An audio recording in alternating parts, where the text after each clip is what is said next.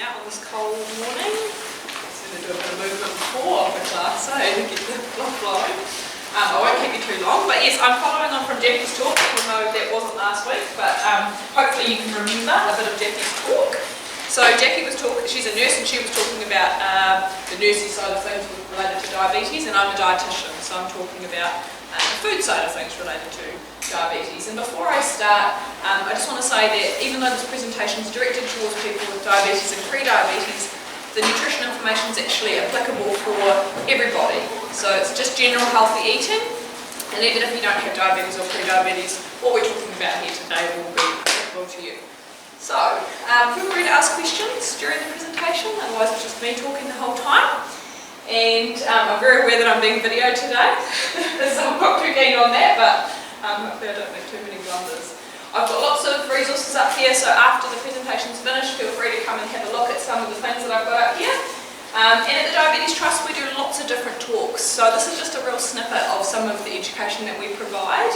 I do a cooking series. We do our Healthy Living series, which is 6 hours of diabetes education split into 3 sessions. That's a really good one to come to.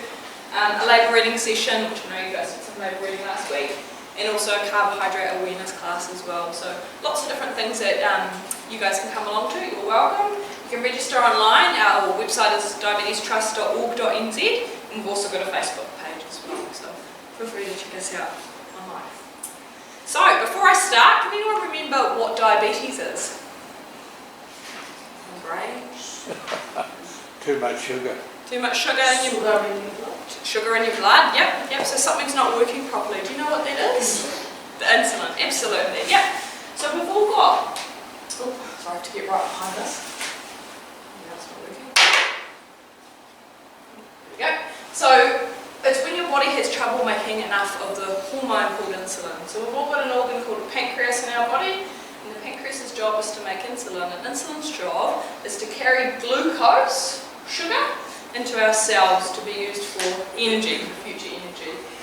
Now with diabetes, what happens, I'm talking about type 2 diabetes mostly, we've got a problem with our ability to make enough of that hormone insulin, so our pancreas can't keep up, can't make enough of that hormone insulin, and as a result, our glucose levels will rise. We've also got another issue that's called insulin resistance, and that basically means that we are making some insulin, but it's not doing its job very effectively anymore. So as a result, yeah, those glucose levels go up in the blood.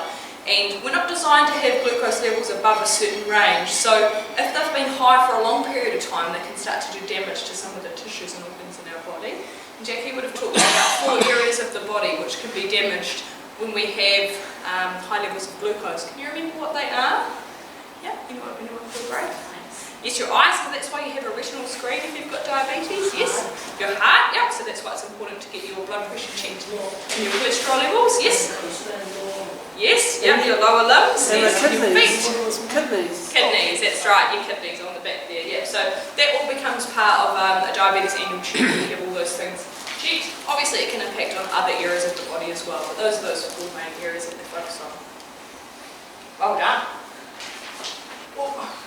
So where does glucose come from? What types of foods? Liver. Sugar, yes, yeah. Fruit, yes. Starchy foods, yeah. So what types of foods are starchy foods? Potatoes. Yes. Potatoes, pasta, rice, yes. Taro. Yes. You guys are good? Cassava. It's like an Asian food.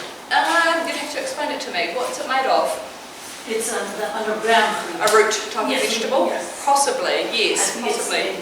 Not all root vegetables are starchy, like because beetroot and carrots are quite low in starch, but a lot of the other root vegetables like potato and kumara and taro, and that they are starchy, yes. So possibly, not quite sure, I have to look that one up.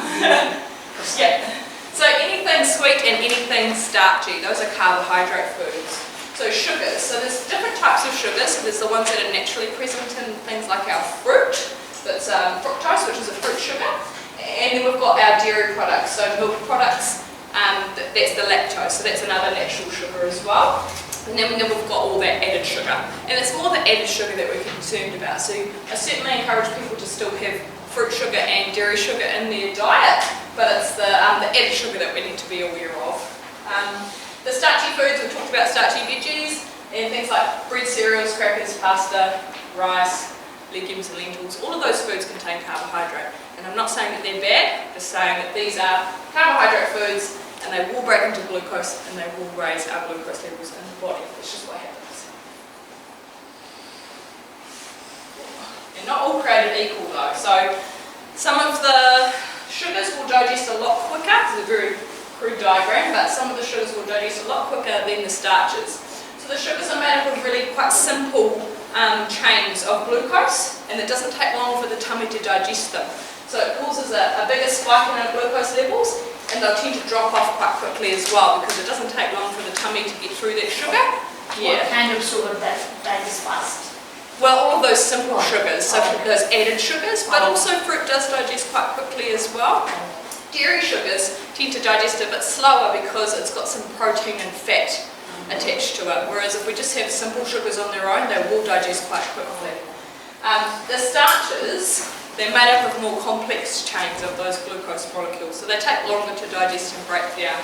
The other thing is that normally when we eat a meal, we eat it with other things, so we don't just eat glucose on its own or carbohydrate on its own. We normally eat it with some protein, some fat and some veggies, so that does slow down the digestion of the carbohydrate as well. But that's a basic diagram showing that the sugar digests quicker than the starch, so it's better to focus more on those starchy types of foods as opposed to the sugary ones. Sorry, my eyes are very painful. Hang on. There we go. A question I get asked heaps is, do we need carbohydrates? So there's some diets out there that remove carbohydrate completely. Has anyone done anything like that before? What types of diets are they? It's one that's really popular at the moment. Keto? Yeah. So it's pretty much removing the whole food group of the carbohydrates, which, you know, there are some benefits to doing these types of diets because you can lose weight quite quickly, but the research does show us that in the long term, calorie controlled diets are equally, if not more effective at keeping weight loss off long term, and are more about sustainability. So it's got to be something that you can do for the long term, otherwise there's not much point in doing it. There's also a lot of benefits to having carbs in our diet. They provide energy for our body, and our brain's primary fuel source is glucose. It likes to use glucose. It also can protect against some health conditions, so things like heart disease and bowel cancer. Fibre, which comes from a lot of our starchy foods, is very protective against bowel cancer and heart disease. So the more fibre we have in our diet, the better. Fibre comes from things like the skins of our fruits and veggies, nuts and seeds, any kind of whole grain breads and cereals. All those lumps and bumps are really good for us and fibre rich. So the more fibre we can get in, the better.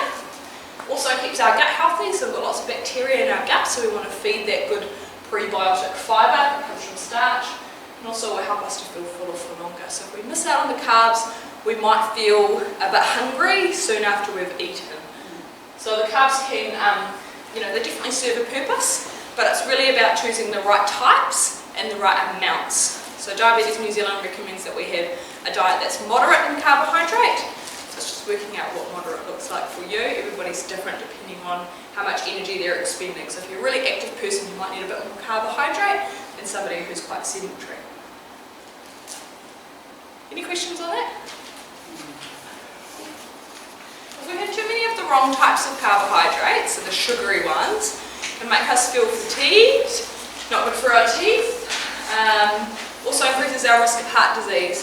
So we know that people with diabetes have an increased risk of developing heart disease. It's really important that we keep an eye on our heart health, and also can contribute to weight gain too.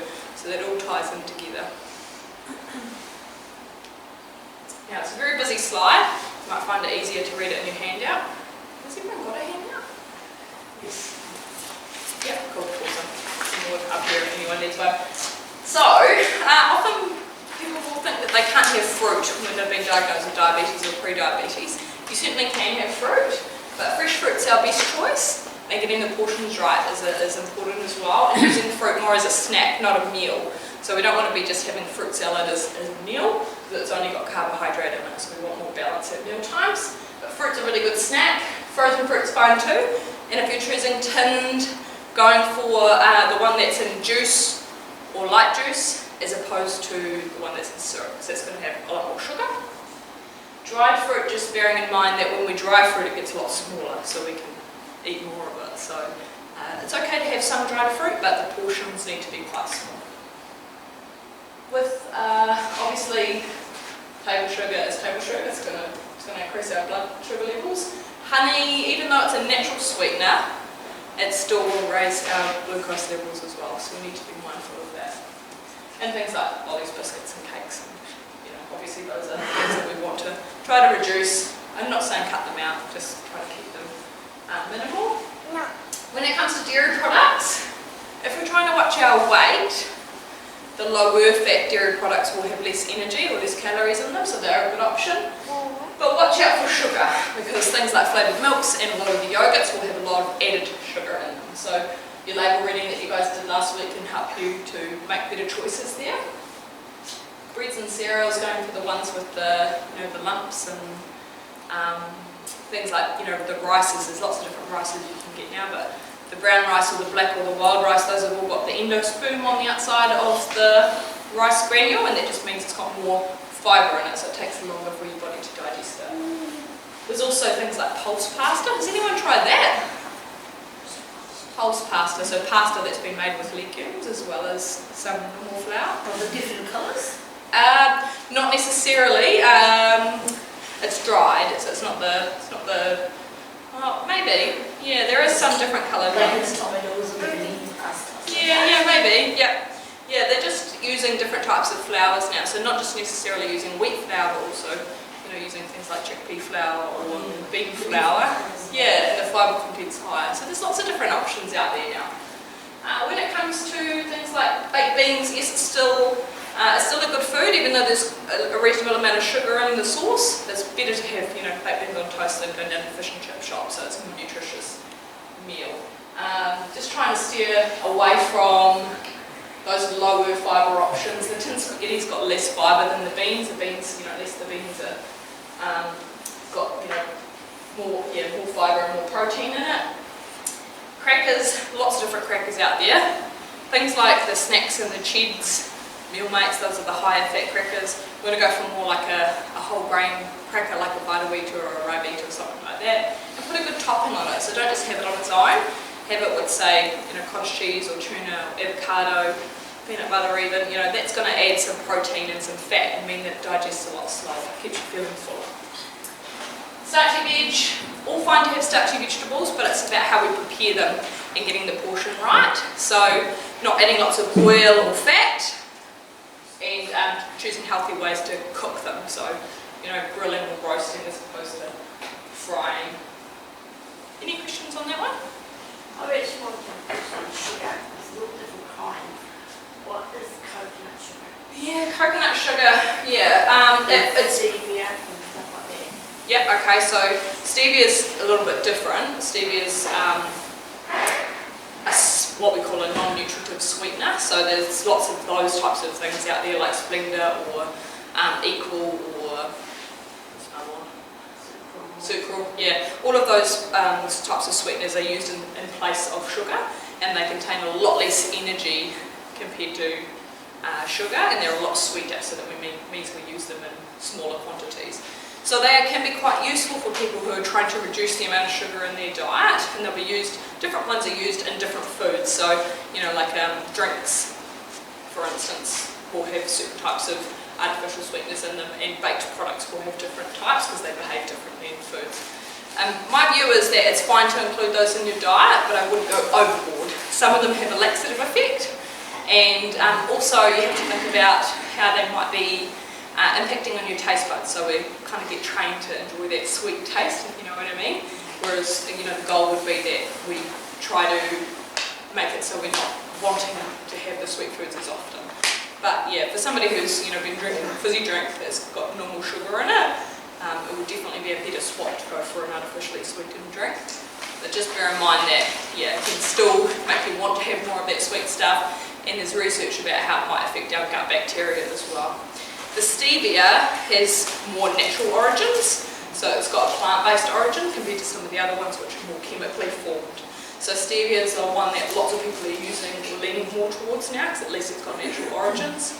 Yeah, so it's up to you what you decide to use. But I just did really coconut sugar and I thought. yeah, so coconut sugar still contains calories and it still will raise blood glucose levels. It's just that the glycemic index would be slightly lower than normal sugar, normal table sugar. People often think like brown sugar is healthier for you than white sugar because it's brown, but it's not. It does a similar thing. Yeah, but there's lots of different ones. There's like monk fruit sugar and coconut sugar. There's that logicane sugar that's out there. There's lots of different things. They'll still raise blood glucose levels, but maybe slightly less than table sugar. Yeah. Good question. So we use this little acronym to help us make better choices, and the well for health is what we're talking about. So the water is the first one, drinking water instead of other drinks. Now water is free. Well, it should be. Kind of. And there's ways that we can make it taste better. So what are some of the things that we can do to make our water more exciting if you don't like water? Tea. Yeah, add lemon. Yeah. Anything else? Tea. Tea? Tea. Yeah. Mint leaves. Mint leaves, yeah. Green tea. Yeah, green tea. So yeah, I'm hearing hot drinks and I'm hearing ways that we can flavour our water to kind of infuse some flavour. There's those herbal tea bags that you can cold brew water with as well to make them taste a bit different. Even just boiling your water and cooling it is something that you can do to take some of that chemical taste out. Question in the back? For a filtration system? Yeah, filtration system. On tap, you can buy those little filters that you Yes. attach to the tap. Yep, and even those jugs that have the little filters in them as well. Some people go for those. Yeah, lots of different things that we can do. Yeah. Hi, if you're on insulin, Yep. and that, do you gain weight? Yep, okay, side question. It can happen. So insulin's a hormone which does encourage our body to store, so storing glucose as energy or and sometimes as fat if we've got excess. So it can do, but it's really important that if you need to use insulin to help control your blood glucose levels, that's the important thing. It's about getting the dosage right. So some people will find that they end up gaining some weight because to keep their blood glucose levels stable, they to keep your glucose levels high enough, you have to eat a bit more, and so that often what happens is people are using their insulin to match their food, their food to match their insulin, whereas it's better to use your insulin to match your food. So it's trying to get that dosage right, but come and have a chat to me afterwards if you wanted to talk more about that. It can do, but it's more about what you're eating and getting that right, and then matching the insulin to that, and that should keep your weight more stable. Yeah. Just going back to the drinks, so hot drinks like tea and coffee, yes, they are a way to get water in, but they're diuretics, so that means that they don't hydrate us as much as just having water on its own. Perfectly fine to have tea and coffee though. It's more about what we add to it. So if you're adding sugar, bear in mind that can add up if you're having several cups of tea and coffee a day. Is water energy? Is water energy? Yeah. Well, water contains no energy, no. Nothing. No. Yeah. But what you add to it, so if you added coffee or tea, it would add a little bit of energy to it, yes. If you add sugar, obviously that adds more. Yeah. Does coffee or tea reduce the proteins from the vegetables like what you Can do, yes. can? Yep, so tea and coffee contain certain things which inhibit absorption of some of the nutrients that we get from digesting. So an example of that would be tea contains tannins, and tannins can inhibit absorption of iron. Oh yeah. Yeah, so if you were having a meal that contained iron and you had a cup of tea with it, then you might not get as much iron from that meal. Yeah, so if you're somebody who has low iron, But if it is in after 2 hours or 3 hours, that'll be fine. fine, okay. Yep, I absolutely. don't ever drink with the tea, coffee, but Yeah, and then other times. that's fine. It's absolutely fine, and it's more about how much probably. So having a couple of cups of tea or coffee, absolutely fine. But if you're having a lot of it, But then not also together. better to not have it together. And also it contains caffeine too. So if you're struggling with your sleep, that's something to think about too. So I brought some drinks along with me today. Does anyone want to hazard a guess? Someone who hasn't been to this talk, there's a few familiar faces in here, as to which one's got the most sugar. I've got a Fanta, a Powerade, a V and a juice. Have you hear someone say Fanta. Any other ideas? Fanta. Powerade. Yeah, Fanta and Powerade, they are the biggest ones. So that's a good indicator. You guys are pretty onto it. It is the Fanta. And Fanta, I think, has more sugar in it than Coke. It's one of the higher ones. How many teaspoons do you think's in that bottle? That's 16. It's more. I don't know, it wouldn't cut me, I'm not sure. Go teaspoons. 5 grams per teaspoon. It's, 4 or 5, just depends on, yeah. I think New Zealand we use 4 and Aussie they use 5, so yeah.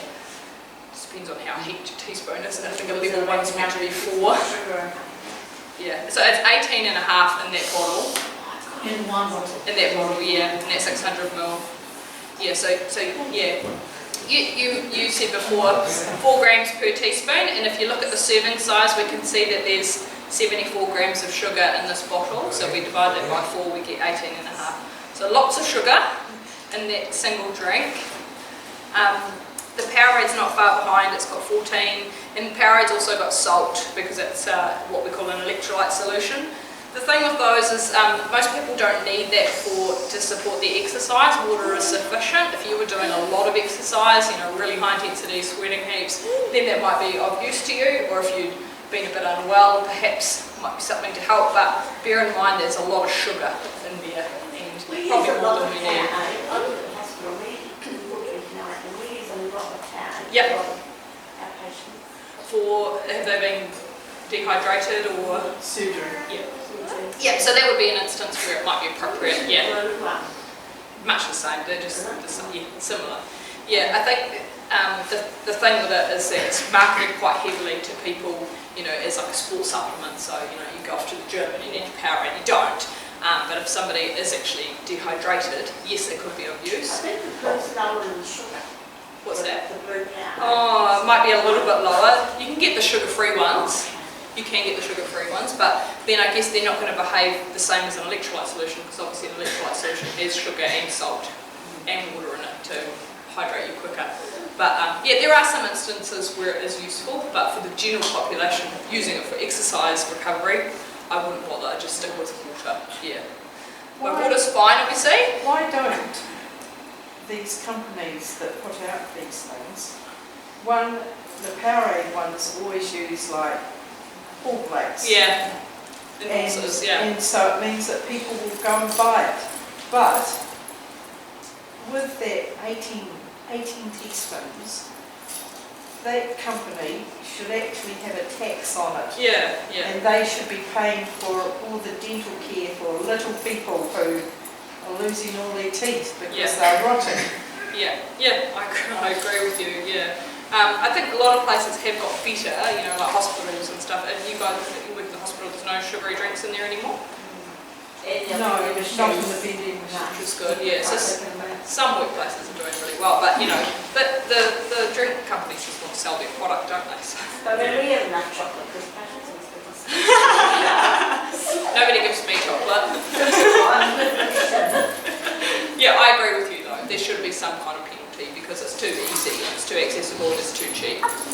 in the packets or the counter you buy this smoothie bottle. Yes. Are they with the sugar or just is it? Like the drinks and the chilled, like with the juices, the fresh juices and those types of With things. no color, nothing, it's only says squeezed smoothie? Yeah, even if it's just squeezed juice, it's still going to contain quite a lot of sugar. Has anyone made juice before at home? Yeah.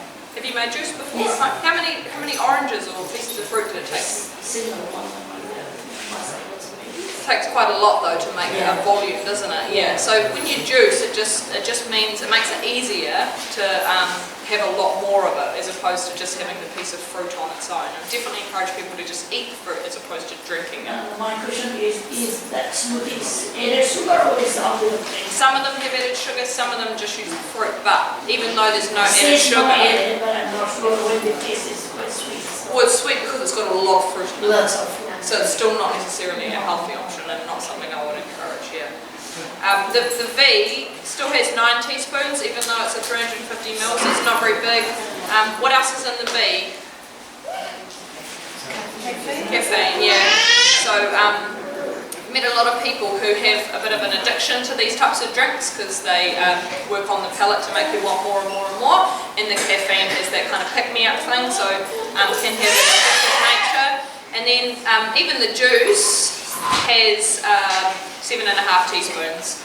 So I've met a lot of families that say, oh, we just have the juice in the house for the kids, but you know, the kids really don't need the juice either. And you talked about their teeth earlier. Their teeth are very vulnerable to developing cavities, and it is these things that do it. They're acidic and full of sugar, obviously. So we can try to remove or reduce, keep them to a very special occasion. Yes, we talked about those artificially sweetened drinks before. They are an appropriate substitute, but try to stick to boring old water and milk. It's not very exciting. Okay, alcohol, I'll just touch on it quickly, and bearing in mind that we've been talking lots, which is very good, but you're trying to do this. So alcohol itself is very high in energy, so if we are trying to watch our weight, alcohol can be something that influences our overall energy intake. So if you have 3 beers or 3 glasses of wine, you're adding quite a lot of energy to your daily intake. So you can see 3 beers adding about 5 slices of bread worth of energy, 3 glasses of wine, they're big glasses of wine, but that's nearly 7 slices of bread extra added to your day. So the best choices when it comes to alcohol are dry wines, low carb or low alcohol beers, and if you're somebody who likes spirits, going for diet mixes with your spirit as opposed to the sugary types. RTDs are obviously high in sugar. Cider is very high in sugar as well. Beer's marketed quite well at the moment. I would say sugar-free on it, but it's still got carbohydrate in it. It still contains energy. So yeah, if you're watching your weight and you enjoy a drink, that's fine. Just bear in mind that it can be something that impacts on your overall weight. I've got that handout up here. Some people like to put it on their fridge for their partners or something. The next one is to eat regular meals, eat them at home and watch your portion sizes. So everybody's different with how much energy they need to keep their body fueled, but it's good to eat regularly throughout the day. So 3 meals works for most people. Some people like to eat more frequently and have smaller meals, and that's okay as well.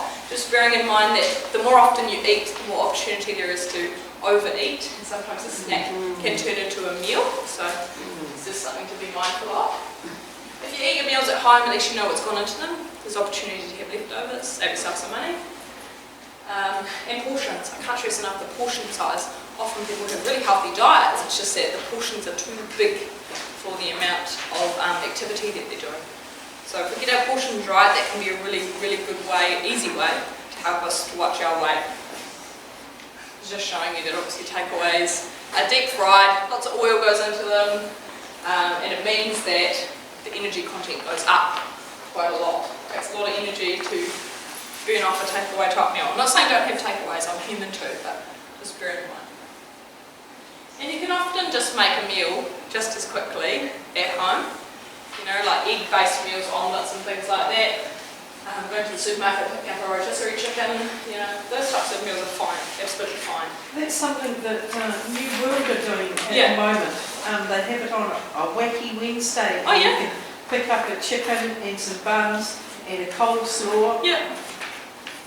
$10 to $15, Yeah. I'm not quite sure. I haven't done it. Yeah, really But economical family option said there. it works well for them.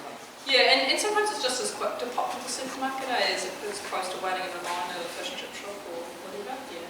Just trying to get out of those habits, because I think the more often we do the takeaway thing, the easier it becomes, and it becomes that default option. Some takeaways are very cheap though, I do understand that, like 2 burgers for $5, but yeah, trying to steer away from it as often as we can. So, the next one is to have lots of vegetables and some fruit. Sometimes I think we misinterpret that 5+ a day message and we go hard on the fruit but not have as much of the veggies. So trying to get more veggies in if we can.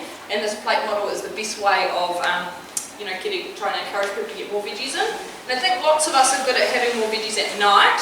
But if we can try to get veggies in at lunchtime as well, that's a really good opportunity to have more fibre and bulk up our meals essentially. You can snack on vegetables too, so chopped veggie sticks and things like that are great. So basically just having half our plate of those non-starchy veggies, a quarter of our plate of protein, this is an animal food or vegetarian protein alternative, roughly about a palm size, and the carbohydrate, as we were talking about before, the starch, about a fist size. Okay? I realise not all meals look like that, but you know, if we just try to shape our meals slightly more that way, it can be a really good place to start. And Katrina's providing these lovely plates here for you guys, and we'll take one away today with you. Thank you. Thank you. It's easy for you to tell. They're very good, yeah. The last one is to listen to your body, and that's easier said than done. So there's lots of reasons why we eat, and they're not all related to hunger. So what types of reasons might we eat or overindulge perhaps? Yeah. Boredom, stress, yes. Yeah. Lots of different reasons. And you know, like, if it was as simple as eating when we were hungry, it would be really easy to keep on top of our weight. But you know, it's not like that. We've got an abundance of food around us and not necessarily healthy food. So trying to listen to our body a little bit more when it comes to serving up meals and snacking. In particular, snacking, I would say, is undoing of a lot of people. Just trying to say, oh, I can have it if I want to, but do I need it today? Is a good one to ask yourself.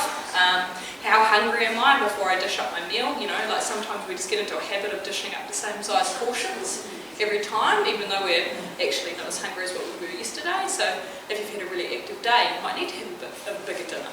But if you haven't really done that much today and you're not feeling that hungry, have a smaller portion. Save some more for tomorrow for lunch. You know, all about saving leftovers so that you don't have to organise your lunch the next day. So I think that's all for today. Got a question. Yes, go for it. For me, even I'm not actively doing nothing, but I'm feeling hungry fast. My body's Yeah, I don't know.